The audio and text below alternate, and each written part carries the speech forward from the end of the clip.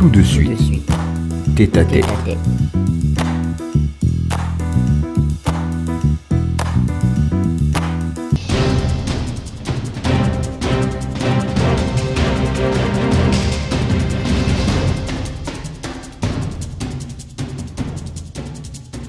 Bonsoir à tous. Heureux de vous retrouver encore une fois de plus dans votre émission Tête à Tête, émission au cours de laquelle nous débattons de questions de politique, économique et sociale de notre pays. Alors aujourd'hui, avec la particularité actuelle au Gabon, nous allons évoquer la question du référendum avec une personnalité et pas de moindre. Il s'agit d'un homme politique éminent au Gabon, fondateur du Parti social démocrate, plusieurs fois ministre de la République sous Bongo Père, vice-président sous Ali Bongo de 2017 en 2019. Un poids également en termes de leader politique de la province de Langounié. Il s'agit bien évidemment de la personne de Pierre Claver Mahanga Moussavou. Bonsoir, Monsieur le Président. Bonsoir. Alors, quel est votre secret? Pourquoi est-ce que les sages de Mouila vous font confiance en tant que leader, sinon figure de poids, en tant qu'homme politique de la localité? Mais tout simplement parce que ils avaient été agréablement surpris lorsque, revenant du Fonds monétaire international et privé de fonctions, je me suis mis à construire à Mouila en termes de révolte pour aider à loger les enseignants des lycées et collèges. Ils ont vu cela, ils ont apprécié. Et lorsqu'arrivent les élections municipales et que se pose le problème du maire, ils décident de faire de moi un maire, alors que, entre-temps, j'avais été nommé contrôleur général d'État. Vous savez, c'est une fonction prestigieuse à l'époque, contrôleur général d'État. C'est l'une des plus hautes fonctions administratives qu'on puisse espérer avoir. Et j'ai abandonné cette fonction pour servir, pour répondre à l'invitation des vieux, comme vous dites, répondre à leur injonction. Et je pensais qu'il s'agissait seulement du vote du maire. Mais il m'avait confié la ville. Je m'apercevrai un peu plus tard que j'ai scellé un lien avec cette ville. Ces vieux m'ont confié la ville, m'ont confié la prospérité de la ville, et je suis comme esclave de cette ville, au service de cette ville, pour que cette ville prenne un essor. Vers la félicité? Et un essor pour sa jeunesse, avec le handball, avec la construction du gymnase, de handball, ouais. Un essor Saint-Gabriel, avec la jeunesse par la construction du lycée Jean-Jacques Boucavel, auquel j'ai donné le nom de Jean-Jacques Boucavel. Un essor par la construction à titre privé des hôtels. Un essor par la construction d'autres cités. Et là, c'est financé, pour l'accueil, financé par le président lui-même? Pour l'accueil de ceux qui viennent servir dans notre localité, financé bien entendu sur mes fonds propres. Et c'est cela qui me lie à la ville de Mouila. C'est cela qui fait que, bon an, mal an, quand parfois, parce que le monde est ainsi fait, on vient leur dire, mais c'est toujours Maganga, de temps en temps, il me retire pas la confiance, mais ils ne votent pas pour moi, pour faire plaisir à d'autres. Mais l'instant d'après, ils sont toujours avec moi et à mes côtés. Et ce lien d'irriment important, ce lien fusionnel est donc dû à ces vieux qui m'ont confié la ville de Mouila. Mais confier la ville, c'est-à-dire je dois veiller sur elle, sur son évolution, sur sa marche. Un cas similaire n'existe pas au Gabon. Ce n'est qu'à Mouila qu'on voit ce transfert de pouvoir à un homme pour veiller à sa ville. Si les jeunes de Mouila le comprenaient, mais Mouila évoluerait à une vitesse grand V. D'accord. Mais parfois, il y a des freins, parce qu'ils croient que je suis au même niveau qu'eux, ils contestent, et puis ils se rendent compte que je suis le seul vraiment à défendre les intérêts de cette ville. Sauf que quand on y va à Mouila, donc quand on essaie un peu d'être dans la ville, on a l'impression que rien n'a évolué. Ah, vous avez l'impression, alors que tout le monde pense le contraire. Vous savez, l'évolution d'une ville est liée à la richesse de ses habitants. Les populations moldvinoises ne sont pas riches. Ceux qui sont riches, ce sont les commerçants, ce sont les Maliens, ce sont les Syro-Libanais, ce sont les Mauritaniens. Parce que les politiques qui sont appliquées ne favorisent pas le Gabonais. On n'a pas appris aux Gabonais à faire l'effort. On n'a pas inculqué aux Gabonais l'esprit d'initiative, l'esprit d'abnégation. Rester là toute la journée dans un commerce, à attendre un client. Le Gabonais n'est pas suffisamment patient. Ce qui fait que tout le commerce est aux mains des étrangers. Et que tout l'argent, par exemple, qu'Olam déverse, qui aurait pu servir à la prospérité de la ville, va ailleurs. Mais donc, il faut des politiques pour encadrer le commerce, pour inciter les Gabonais à faire le commerce, pour faire comprendre aux Gabonais qu'il n'y a pas que la fonction publique, qu'il n'y a pas que la politique, mais qu'il y a aussi, et surtout, l'économie. Et pourquoi n'a-t-on pas incité les Gabonais à faire l'économie? On n'a pas incité les Gabonais à faire l'économie parce qu'on ne veut pas inciter, on ne veut pas que le Gabonais soit indépendant du pouvoir. Vous avez vu un grand monsieur comme Avera, qui avait développé des activités qui ont péri parce que le pouvoir voulait prendre des actions dans son activité et qu'il a refusé.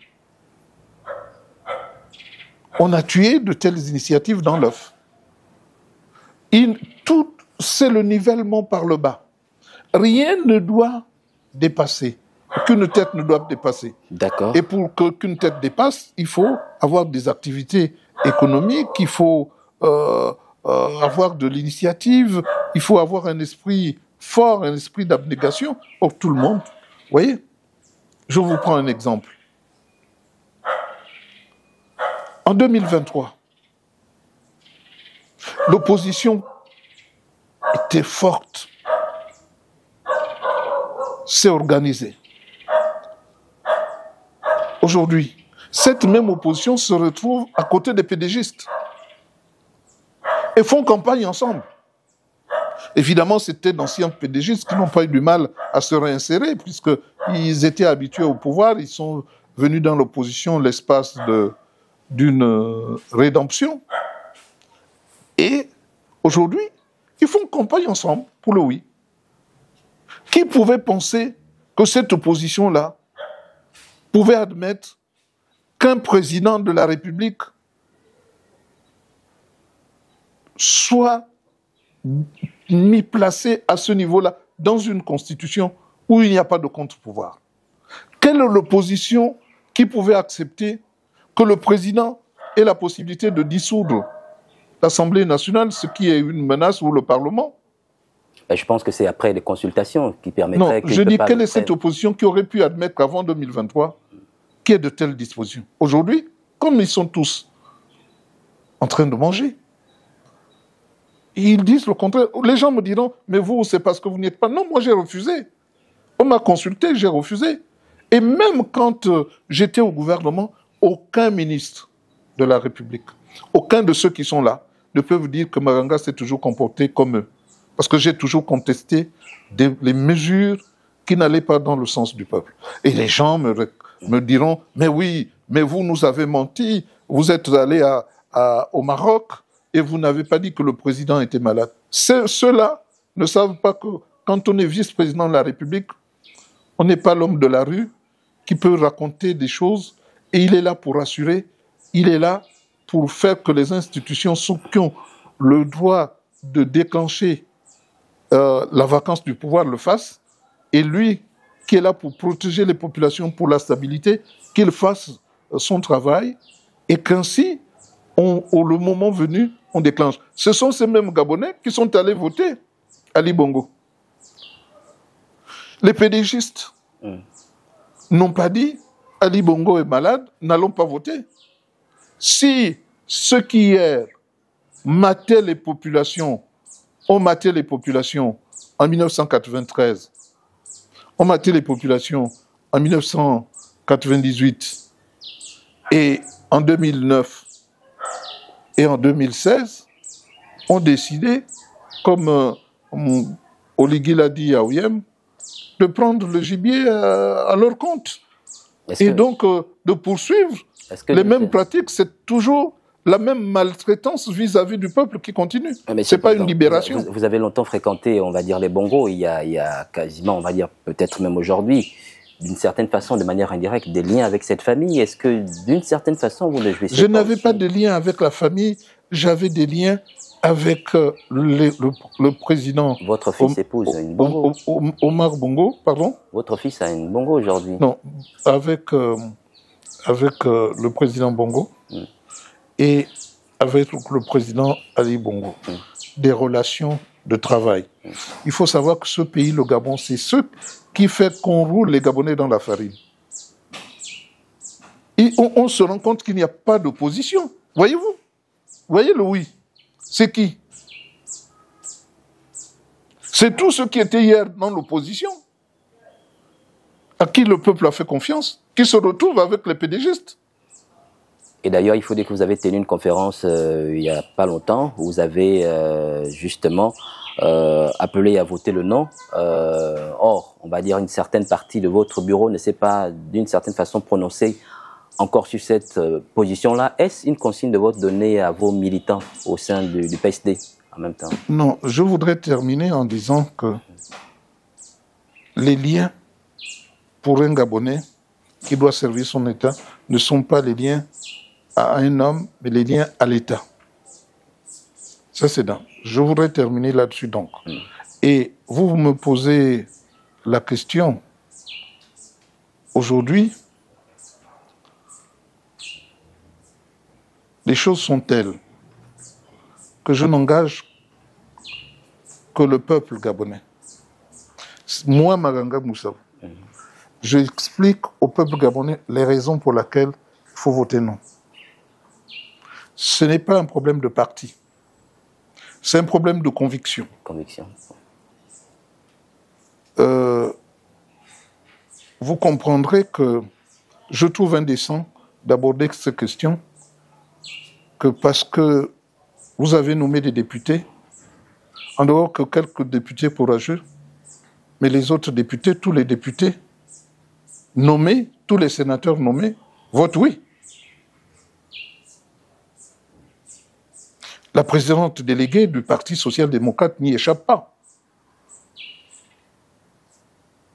Votez également pour le oui. N'y échappe pas. Parce que les gens, la chair est faible. Quand vous avez une responsabilité. Vous vous croyez obligé. Tout le monde n'est pas Maganga Moussavou qui peut claquer la porte. Mais celui qui mange reste à manger. Et ça s'adresse et à ceux du PSD comme à tous les autres. Mais moi, lorsque j'ai décidé de claquer la porte en 1996 du gouvernement, parce que je voyais que le président Bongo voulait nous rouler dans la farine, je n'ai demandé l'autorisation à personne. Alors, que reprochez-vous? Lorsque je vois qu'on veut nous rouler encore dans la farine, je ne demande la permission à personne. C'est ma conscience. Pourquoi estimez-vous qu'on veut nous rouler dans la farine? Que reprochez-vous véritablement à ce projet de constitution? D'abord, est-ce que vous avez vu un référendum qui se passe sous couvre-feu? Le couvre-feu devrait être levé pour montrer qu'il y a une césure entre la souveraineté des militaires et la souveraineté du peuple gabonais qui doit s'exercer en toute liberté. La concomitance entre les deux souverainetés, la souveraineté des militaires et la souveraineté du peuple, tout cela est antinomique. Les deux ne peuvent pas coexister. Si le peuple souverain vient se prononcer, il doit se prononcer en toute liberté, donc on doit lever le couvre-feu. Et si le peuple souverain se prononce, donc il recouvre sa souveraineté, on ne peut pas la lui retirer après le référendum. C'est déjà rouler le peuple dans la farine. On roule le peuple dans la farine parce qu'on fait croire au peuple que les dispositions sur les filles mères, sur les femmes, sur les enfants, sur les chômeurs, sur la référence à Dieu, sur les religieux, que tout ça, ce catalogue de mesures, d'indications, que c'est tout. Que tout le monde doit être satisfait parce qu'on a cité telle ou telle communauté là-dedans. Non, c'est pas ça. La Constitution, c'est un outil qui doit servir. Mais tout dépend maintenant de la tête. Parce que le poisson, pour parler trivialement, le poisson pourrit par la tête. Et parce que c'est la tête, le président, clé de voûte des institutions, qui ne doit pas être choisi de façon à biaiser le choix des Gabonais. Donc Une constitution qui ne doit pas être faite pour lui, qui ne doit pas être faite pour un individu. D'après ce qu'il avait signifié, que la constitution ne devait pas être faite pour lui parce qu'elle est impersonnelle, donc elle devait le faire pour le Gabon c'est pourquoi, souverain. Donc, pourquoi Oligui Nguema prend fait et cause pour le oui. Ce qu'il y a, c'est que les directives qu'il avait données avant, où les gens oublient très vite, les directives qui avaient été données et lues par le Premier ministre sur ce que devaient faire ceux qui allaient au dialogue, ce sont les mêmes directives qui sont ressorties après le dialogue. Ouais. Et par conséquent, c'était fait pour les militaires. Or, une constitution ne peut pas être faite pour un individu. Elle doit être faite pour le peuple. Président, nous allons poursuivre. Il faut dire que lors de sa tournée républicaine à Mouila, il y a quand même une vidéo qui a fait le buzz sur les réseaux sociaux où on vous a vu siroter quand même du champagne avec le président de la transition. Quand on sait que vous êtes quelqu'un que vous opposez farouchement à la transition, vous confondez beaucoup de choses. Parce que nous, on le dit par rapport aux populations qui s'interrogent quand même. Oui. Moi, je suis. Président, nous, on ne fait qu'être je vous ai dit que je suis le chef de Mouila. On peut même dire chef traditionnel. Je suis un notable. Quant au terme des réalisations dans la ville de Mouila, je suis l'un des rares, avec quelques-uns, à avoir construit, je ne suis pas le seul, mais avec quelques-uns, avoir construit la ville de Mouila. Si le président m'invite en tant que notable, je vais à l'invitation parce qu'on dit chez nous qu'on ne refuse pas l'appel. On refuse ce qui va se dire. On refuse de dire oui, alors que vous savez pertinemment que la Constitution est mauvaise, et vous devez donc avoir le courage de dire non, même à un chef d'État. Et comme il m'invite chez lui, moi aussi, je l'ai invité chez moi à venir prendre un verre avant de prendre son avion. Et c'est un Gabonais que j'apprécie Humainement, tout à fait. humainement. Et cela ne devrait rien avoir avec le oui ou le non. Ce sont des relations humaines. Des relations qui, somme toute, normales, sont normales et saines. D'accord, on vous a compris, donc c'était tout simplement des relations Donc humaines. il ne faut pas qu'il y ait amalgame. Ouais. De toute façon, les internautes sont éclairés sur la question parce qu'ils ont beaucoup réagi sur cette situation. Et ils ont vu que j'ai démenti Tout à fait. et que j'ai expliqué que c'est un devoir pour moi que de répondre à l'invitation du chef de l'État. On ne m'a pas vu à l'aéroport, ni à l'arrivée, ni au départ. Mais il m'a invité à aller visiter les travaux et il m'a invité à la place des fêtes. Et moi, je l'ai invité chez moi. Donc, pour une question d'échange de bons procédés. d'accord.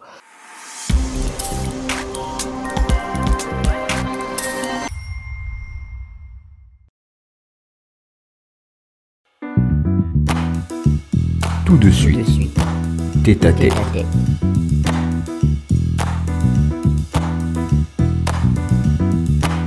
Donc c'est clair pour nos internautes. Revenons donc sur le projet de la Constitution. Plusieurs débats télé se font autour de ce projet de Constitution où chacun démontre à quel point ce projet est quand même une avancée pour la République. Par exemple, l'indépendance du fonctionnement de la magistrature, des magistrats, du Conseil de la magistrature suprême, le statut des ministres, des cultes, des hommes d'église, le statut même de l'opposition. Président Mahanga Moussavou, pourquoi voter non à une telle avancée? Non, vous ne comprenez pas que ce n'est pas le statut de l'opposant qui importe dans une constitution.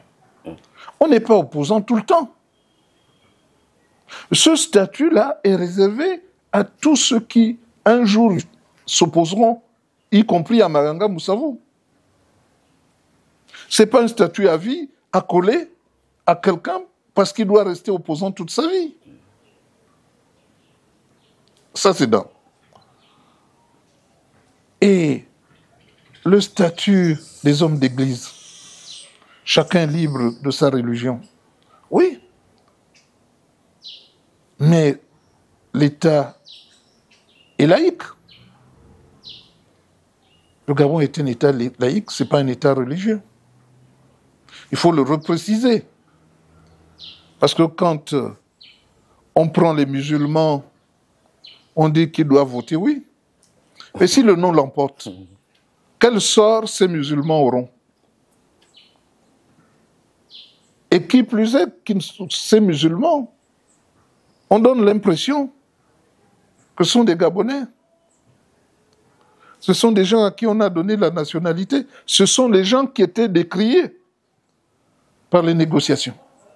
Donc quand on nous ramène tout ça, quand on ramène les pédégistes, quand le président intervient pour le oui et donne des milliards pour aller en campagne pour quelques jours, alors que le peuple a faim, alors que les rappels ne sont pas totalement payés, alors que les retraites sont faibles, tout cela conduit le peuple à dire que c'est de la mascarade, c'est de l'enfumage, et que le peuple a raison de dire non. Il a d'autant plus raison de dire non que la clé de voûte de toutes les institutions va hériter d'un pouvoir parce que les autres sont arrogés le pouvoir. Ali, Omar Bongo se sont arrogés le pouvoir. Mais là, celui qui viendra aura les pouvoirs liés à la Constitution, c'est-à-dire on en a fait un Dieu, celui qui décide de tout. Il nomme son vice-président, il nomme le vice-président du gouvernement, il est le chef du gouvernement, il n'est pas responsable en tant que chef du gouvernement devant l'Assemblée. Il peut nommer qui il veut, les copains et les coquins. L'Assemblée n'a pas son mot à dire. Or, en régime présidentiel, le président nomme aux fonctions et c'est le Parlement qui examine ces nominations, qui valide ou invalide les nominations. C'est toujours le cas pour la Constitution actuelle où les députés ont cette possibilité justement de pouvoir exercer un certain contrôle sur les mesures prises par l'exécutif. Un certain contrôle. Quand vous exercez un certain contrôle et que vous voulez tenir compte de l'avis des parlementaires, vous craignez la censure. Vous craignez les motions de censure. Vous craignez que les députés ne vous mettent en difficulté. Or là, si les députés venaient à s'opposer à l'exécutif, ils courent le risque de la dissolution de l'Assemblée nationale.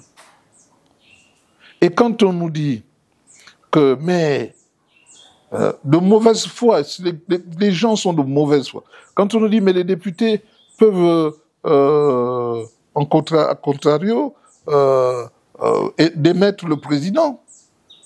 Mais vous savez, le temps que les députés trouvent que le président a trahi et qu'ils se mettent tous d'accord pour le faire, le président a tout fait de dissoudre l'Assemblée pour le Parlement. Pour lui, il suffit de dire, parce que... Et c'est pas par une simple parole. Je pense que c'est pas par une simple parole qu'il prononce pour la dissolution de cette Assemblée. Il y a quand même d'abord des mécanismes aussi lesquels c'est-à-dire consulter le président du Sénat, président de la... non, mais tout ça. Si je dois dissoudre l'Assemblée et le Sénat, c'est moi qui ai nommé le président. C'est moi qui ai nommé le président de l'Assemblée, c'est moi qui ai nommé le président du Sénat. De l'Assemblée est nommé par ses pairs. C'est-à-dire au cours d'un certain concours. Vous savez, la réalité... Il y a quand même une sorte d'autonomie en termes de fonctionnement dans ces institutions. La réalité que vous ne connaissez pas, c'est toujours le président qui nomme le président de l'Assemblée et le président du Sénat. C'est lui qui dit que tel va être président de l'Assemblée, tel autre va être président du Sénat. C'est pourquoi il veillera à toujours avoir la majorité.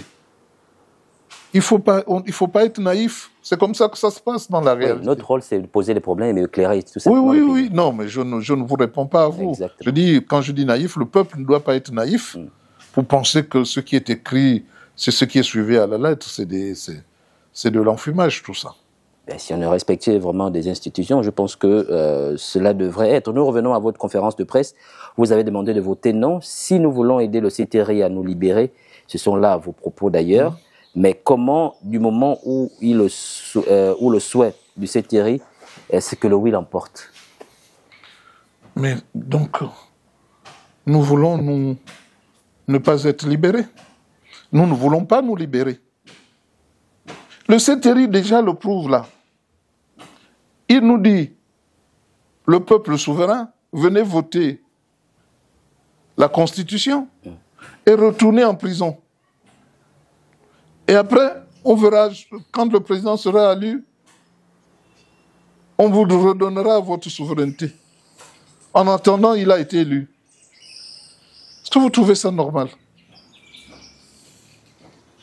Où est la libération? Or, le non libère. Le non aide à faire comprendre au CTRI que le peuple gabonais est devenu mature. et que pour ce peuple, vous êtes ses enfants, votre rôle, c'est dans les casernes. Votre rôle, c'est de protéger les frontières et de protéger les Gabonais. À chacun son rôle.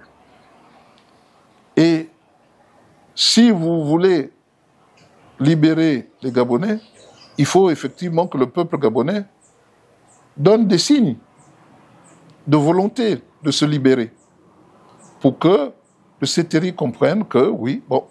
Sauf que si le non l'emportait, pour d'autres sons des cloches, bien évidemment, disent que la transition risquerait de perdurer. Et cela ferait en sorte que dans cette situation exceptionnelle, les bailleurs de fonds n'aient pas cette possibilité justement, non seulement d'investir pour le pays, et cet ordre inconstitutionnel ferait en sorte justement tout ce qui est dit là, au niveau de grandes... c'est des arguments tirés par les cheveux. Pourquoi? Le scénario, c'est que si le non l'emporte, le président qui est au-dessus consulte ceux qui sont porteurs du non, je ne suis pas le seul, et disent qu'est-ce qu'on fait maintenant? On lui dit telle disposition a été rejetée. On connaît les dispositions qui font que les populations ne veulent pas. 7 ans, renouvelable une fois, c'est trop. Vous allez me dire oui, mais c'est difficile de mettre en mouvement les choses. Non, moi, si on doit mettre la place de la provincialisation, je le fais tout de suite. Je n'ai pas besoin d'apprendre à gouverner. C'est pourquoi, justement, il faut des mains expertes, expérimentées. Or, ici, c'est quand vous êtes assis, maintenant que vous avez vécu et que vous pouvez maintenant bien gérer votre pays, qu'on vous dit non, vous n'êtes plus à même de le faire. Ah, mais est-ce que vous pouvez être à côté du président pour mettre en place votre projet, la provincialisation? Mais tout projet, pour qu'il soit mis en place, il faut que ce soit le président qui le fasse. Avec les Gabonais qui sont à côté du président, qui l'induisent en erreur, Maranga Moussavou à côté du président pour mettre en place la provincialisation, ça ne marchera pas. Ça ne marchera pas. On me dira, monsieur le président, il veut prendre votre place, il décide partout que c'est lui. Vous voyez? Or, si Maranga Moussavou est président et veut sauver le Gabon par la provincialisation, donnez-lui le temps, même 5 ans, pour qu'il mette ça en place, et quand il part, les jeunes qui viennent suivent les voies tracées. Vous allez me dire, oui, mais ceux qui viennent, ils ont aussi d'autres projets, mais comme c'est un État qui va, la disposition État unitaire et décentralisé est acceptée par ceux qui disent non, mais ceux qui viendront feront la même chose, amélioreront le dispositif, mais ils feront exactement ce qu'on aura déjà mis en place. Alors, aujourd'hui, nous sommes en pleine campagne. Les artisans, sinon les partisans du oui, sont organisés, mobilisés pour battre la campagne, non seulement sur le plan au niveau de la capitale, mais également à l'intérieur du pays. Et du côté, justement, du camp du non, on a l'impression que vous allez en rendre dispersé. Et du coup, il n'y a pas une sorte de coalition. Est-ce que vous pensez que, justement, de cette façon, votre stratégie, sinon, allant dans ce sens-là, vous pourrez gagner, on va dire, un peu l'adhésion de la population? Vous savez que vous confondez les élections. Ici, il s'agit du référendum. Normalement, les débats à la télévision, à la radio, dans les réseaux sociaux, devaient suffire à édifier chacun de nous. Il y aura des gens qui vont aller à l'intérieur. Mais ce n'est pas une affaire de 2 camps. C'est une affaire de mettre en place ou de refuser une constitution qui condamne que le pouvoir actuel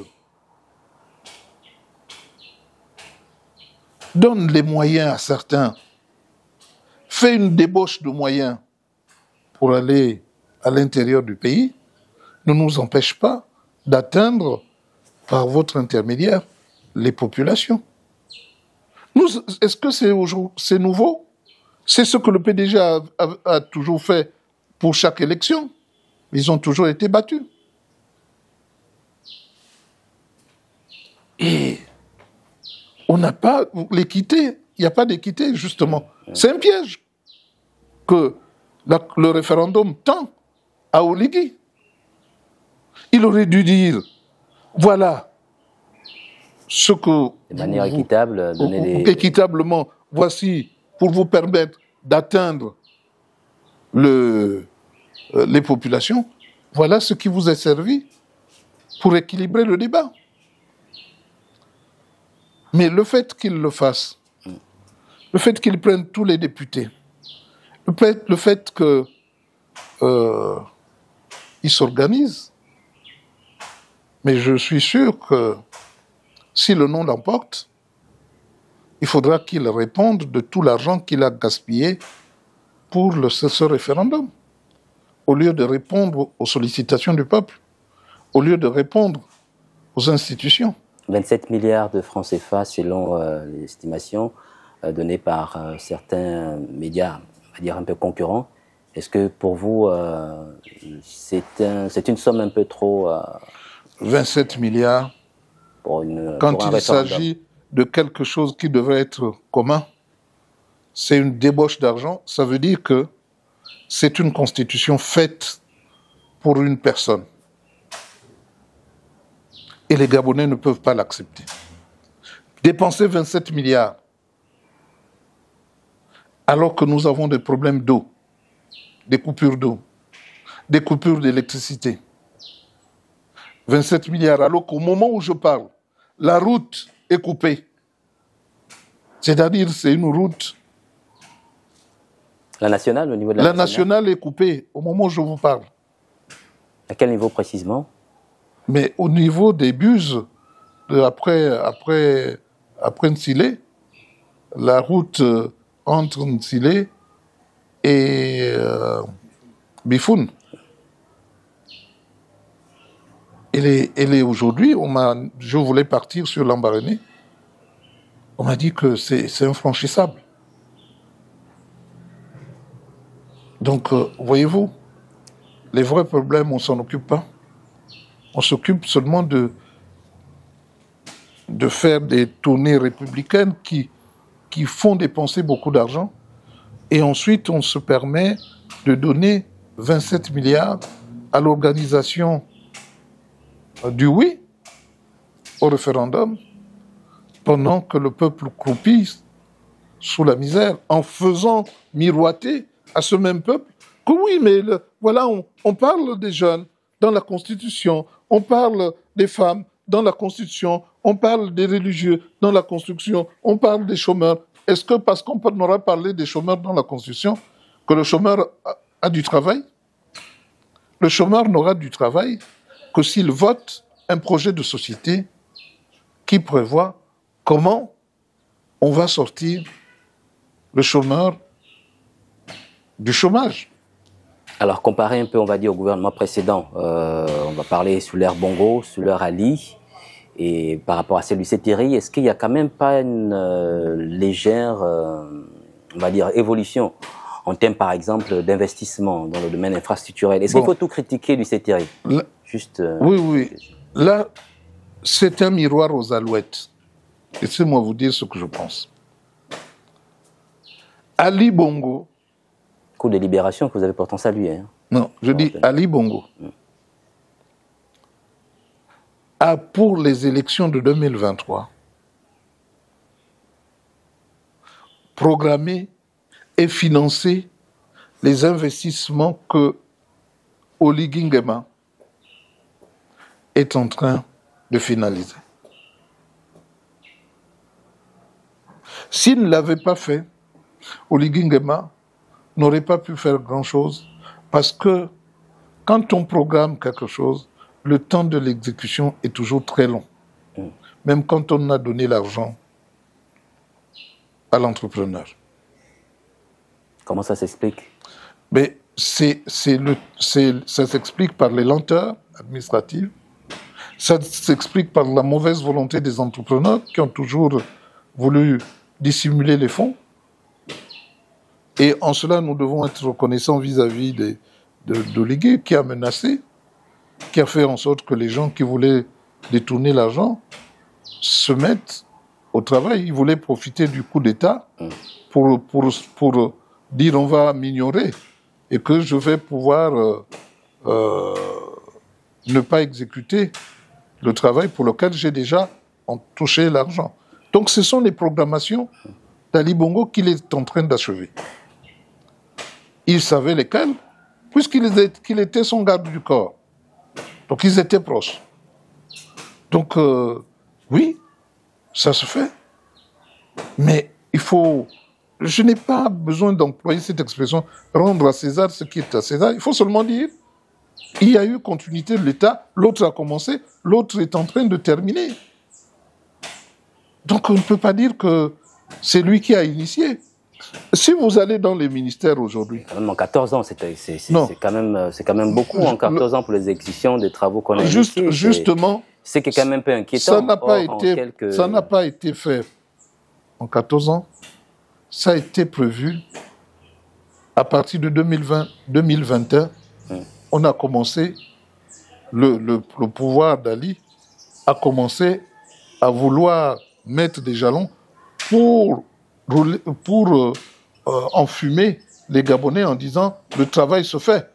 Quand il annonce en 2022 ou 2021 qu'il va faire la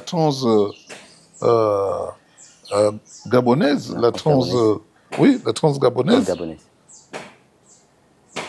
Et vous savez que cette transgabonaise n'a pas franchi encore le Bifoun.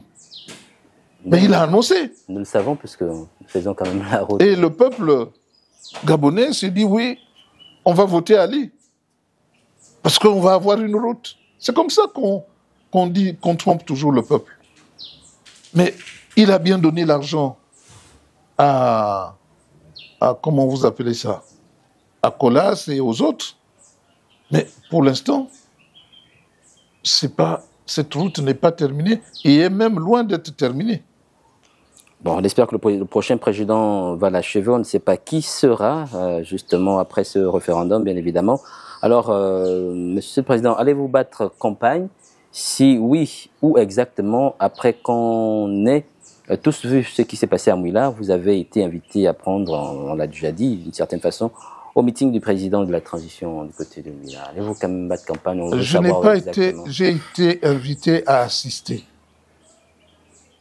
Et je lui ai fait le reproche de se mêler du oui.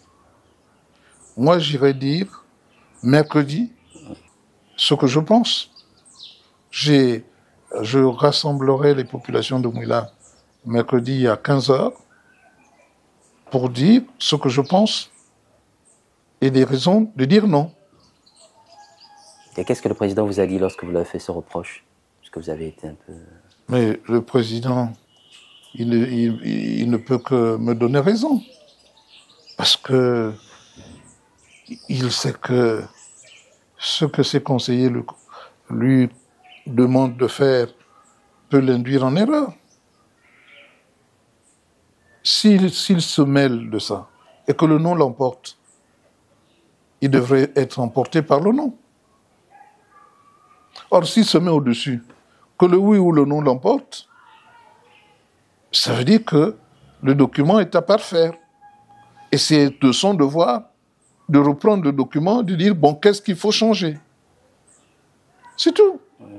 Et on repart, consulter le peuple, cette fois-ci, sans une débauche d'argent et d'énergie. Pourtant, s'il avait été d'accord avec votre proposition, il aurait certainement financé les partisans du non, mais malheureusement, ça n'a pas été le cas. Alors, si la majorité de la population vote le oui au référendum et que juste après, les autorités de la transition vous tendent la main pour travailler avec eux par rapport à votre expérience, bien évidemment, l'accepteriez-vous? C'est une question qui n'a pas de raison d'être maintenant. Pourquoi? Mais parce que je ne pense pas que c'est à quelques encablures de l'élection présidentielle que je vais me mettre à travailler pour faire je ne sais quoi, puisque ce qui intéresse le CETERI, ce n'est pas des institutions fortes, c'est le pouvoir. n'oubliez pas que lorsqu'on parle d'une sorte d'allégorie, mais ça traduit une certaine... Théorie du gibier. Une certaine vérité. Ils sont venus, pendant que nous étions en train de chasser le gibier, voilà que quelqu'un qui ne faisait pas partie de la chasse vienne attraper le gibier. Peut-être qu'il était dans la forêt, semble-t-il. Non, ils étaient dans un piège, il l'attrape, il l'agite, et il dit que le gibier est à lui. Et comme il est armé, et que nous faisions la chasse au filet, donc, et par conséquent, il n'est pas là pour véritablement faire autre chose que s'accaparer le gibier. Nous voudrions qu'il organise les élections dans la transparence et remette le pouvoir aux civils et mette en place une constitution impersonnelle, non discriminatoire, ni par l'âge, ni par autre chose. N'oubliez pas que à Kanda, j'avais réussi à mettre d'accord tout le monde de façon unanime. Et ceux qui disent que, parce qu'ils ont la mémoire courte, que la fausse concertation qu'il y a eu en 2024, c'est la meilleure, ils se trompent. Vous vous souvenez qu'à Kanda, il y a eu au moins pendant une semaine ou deux les communications de la société civile et des participants à la concertation d'Akanda de 2017. Il y a eu beaucoup de communications. Il y a eu beaucoup de communications. Qui n'ont pas forcément été prises en compte aussi. Vous savez, aujourd'hui... C'est là le problème. Aujourd'hui, ce n'est pas la société civile qui parle. Aujourd'hui, la société civile n'existe plus. Elle est devenue société politique. Elle s'est rangée derrière Oligui Nguema. Et donc, vous pouvez parler de tout, mais ce sont les politiques qui implémentent toutes les décisions. Et on a l'impression que c'est fait par les politiques. Pour les politiques, non. Ce sont les politiques qui mettent en place les desiderata des populations, qui le traduisent en actes. Ce qu'il faut reprocher, c'est que les politiques ne le font pas. Alors qu'il faut rester concret, parce que les populations veulent des choses concrètes.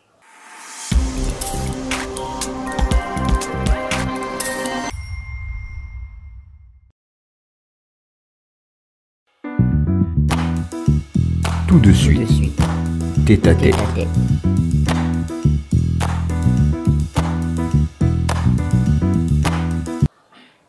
Et c'est une leçon que nous devons recevoir des populations qui sont insatisfaites du travail que les politiques font. Et quand je vois des politiques qui avaient une attitude donnée en 2023, aujourd'hui que Oligui les a invités à gouverner un temps soit peu, ben ils se comportent, ce sont maintenant eux qui expliquent que ce qui est mauvais est bon. Peut-être que c'est une période exceptionnelle, peut-être que pour eux, c'est une question, étant donné que le pays est dans cette situation et qu'il fallait d'abord reconstruire ensemble et puis voir, lors des prochaines élections présidentielles, comment chacun devait finalement... Qu'est-ce qu'on a reconstruit ensemble? On parle déjà de la restauration des institutions, puisque tout le monde a participé au dialogue national, donnant des avis, accompagnant le président, peut-être en termes de pensée, en termes également de l'expérience et de l'expertise politique. Cette opposition-là, quand en 2023, il y a eu un fameux dialogue entre politiques, opposition-majorité, à côté de la présidence, hein. Est-ce qu'ils se sont révoltés parce que on a invité certains, on a exclu d'autres? Pas du tout. Chacun se meut par rapport à ses intérêts.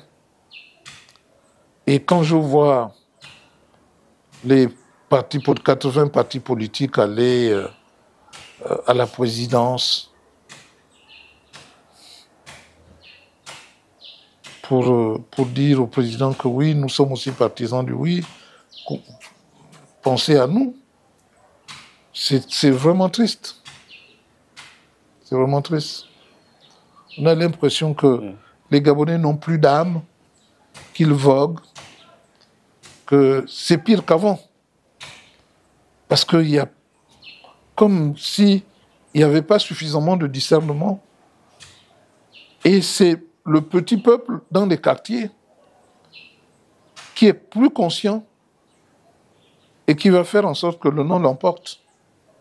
Voilà, très chers téléspectateurs, vous regardez votre émission Tête à Tête. Si vous nous rejoignez, bienvenue. Nous discutons là avec le président Pierre Claver Maranga Moussavou. La question du référendum donna également son point de vue sur quelques questions d'actualité au niveau du Gabon. Nous allons poursuivre. C'est peut-être aussi un aspect que nous n'évoquons pas beaucoup. C'est la situation aujourd'hui, on va dire, du CND, le Conseil national de la démocratie, qui est également une institution qui permet un peu d'équilibrer le débat démocratique dans notre pays. Est-ce que vous pensez encore que cette institution aura sa raison d'être après le référendum? Vous savez, on peut parler de ce que fait le Gabon, de ce qu'invente le Gabon pour rassembler ses filles et ses fils. Mais on déplore le fait que le Gabon a des outils pour briller à la face du monde, mais ne les utilise pas. Lorsqu'à Paris, j'ai proposé la création du CND, qui a été acceptée. Ah, c'est vous qui avez été le... Bien sûr, c'est pour que les Gabonais se parlent, ne se regardent pas en chien de faïence. Ça veut dire que les 27 milliards qu'on dépense pour aller ici et là convaincre les populations, c'est une affaire des politiques. Si les populations consensuellement, au sein du CND, avaient discuté pour dire voilà ce qui est bon, voilà ce qui est mauvais, voilà ce qu'on améliore, le CND a fait un projet de constitution qui n'a rien à voir avec ça. Mais tout au début, ils vous disent oui, ils savent bien qu'ils ne sont pas d'accord, mais ils disent oui, c'est bon. Parce que ils sont réduits à la mendicité. Les chefs de parti, qu'est-ce qu'ils ont? Comment ils vivent? Pourquoi créer un parti alors que soi-même, qu'on n'a même pas de permanence? Et comment voulez-vous donner un point de vue si vous avez faim? C'est ce qui me conduit à dire, voilà un outil qui va mourir, alors que les autres pays devraient venir au Gabon pour dire comment vous avez fait pour que vous mettiez en place un dispositif qui rend le débat permanent et qui fait que, sans faire grand bruit, on modifie ce qui doit l'être et donc on améliore notre vie au quotidien, au jour le jour, au fil de l'eau. Lorsqu'il y a de la difficulté qui apparaît, on demande au CND, pour ce qui concerne la vie politique, de réfléchir, de proposer des solutions, et puis on applique, sans grands frais. Le spectacle que vous avez eu hier des partis du CND, ça veut dire que les politiques sont à la remorque, les militaires. Ça veut dire que ceux qui sont allés au dialogue, c'était les gens d'Oligui. Mais les autres n'étaient pas concernés, d'où leur attitude d'aller voir le président pour dire non, ne nous oubliez pas, on soutient, donnez-nous les moyens. Bah, ça a toujours été comme ça au Gabon, hein, depuis des années finalement, que pour beaucoup d'acteurs, ils semble-t-il, comme vous l'avez si bien dit, ont certainement la faim dans le ventre et pour pouvoir justement se déployer, il fallait toujours compter sur la main du plus fort. Alors, poursuivons justement notre débat. Président, vous êtes un doyen politique. La main qui demande est en bas et celle qui donne est en haut. Est toujours au-dessus, vous l'avez si bien dit. Non, c'est Oligui qui l'a dit. Pour beaucoup de Gabonais, dans les quartiers aujourd'hui, se pose une question lorsqu'il y a souvent des échanges autour d'une table, c'est la question du renouvellement de la classe politique au Gabon. On a l'impression que c'est toujours les mêmes qui sont au devant de la scène. Comment parvenir, dans le cas Gabon, parvenir justement à renouveler cette classe politique quand on sait quand même que dans certains pays, comme au Sénégal, c'est presque chaque année, il y a quand même un renouvellement de la classe politique. C'est une question qui démontre de la mauvaise foi, de votre mauvaise foi, ou de la mauvaise foi de ceux qui parlent. Dans les années 60, il y avait des acteurs politiques. Où sont-ils? D'autres en sont morts. Ah bon? Je dis bien d'autres, je n'ai pas dit tous. Je dis, ils ne sont plus de ce monde pour la plupart. Ceux qui étaient les compagnons du président Omar Bongo, après qu'il ait été élu président, qu'il ait décidé du monopartisme. Où sont-ils? En dehors du cas Miboto et de Malékou,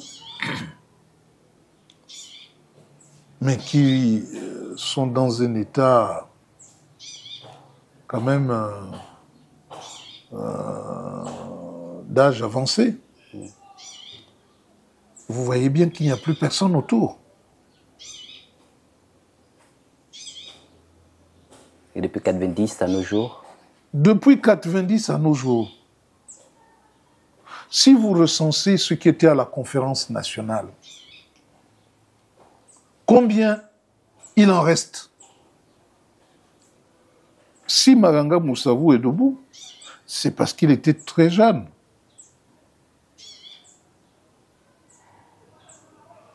Et donc, je ne suis pas à comparer aux autres. Êtes-vous prêt à passer le relais? Écoutez, mais laissez-moi vous expliquer. Il n'y a pas de problème. Vous expliquer. Allez-y. Et que la vie est ainsi faite. La vie est ainsi faite et vous l'interprétez mal. La vie est une somme de relais. Mais c'est Dieu qui décide de ce relais-là. Parfois, on pense que le relais, c'est entre le jeune et le moins jeune. Ou entre le moins jeune et le jeune. Parfois, le jeune s'en va beaucoup plus rapidement que le vieux, que le moins jeune. Et quand chacun s'en va et laisse la place, le relais se fait automatiquement. Ce n'est pas dans un pays, les vieux ont la responsabilité de garder le village.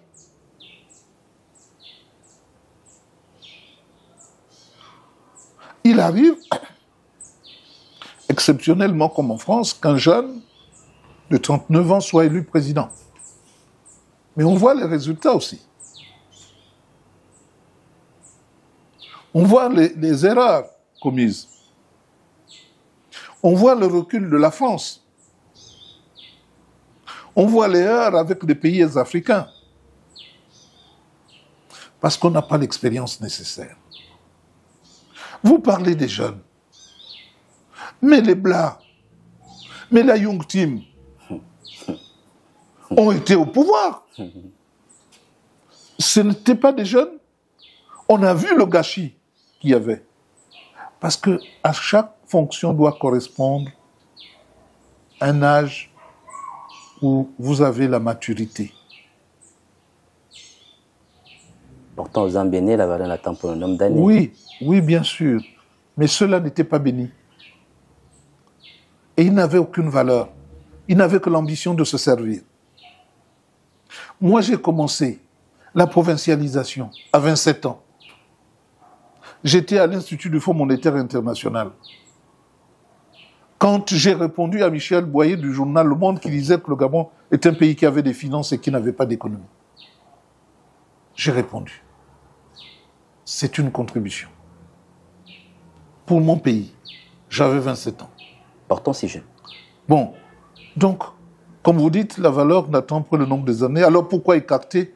Les études scientifiques montrent que c'est à partir de 70 ans qu'on est à même d'apporter le meilleur de soi à la présidence de la République. Et c'est cet âge-là, c'est à cet âge-là qu'au Gabon, on exclut de le faire. On dit c'est en fonction de l'espérance de vie.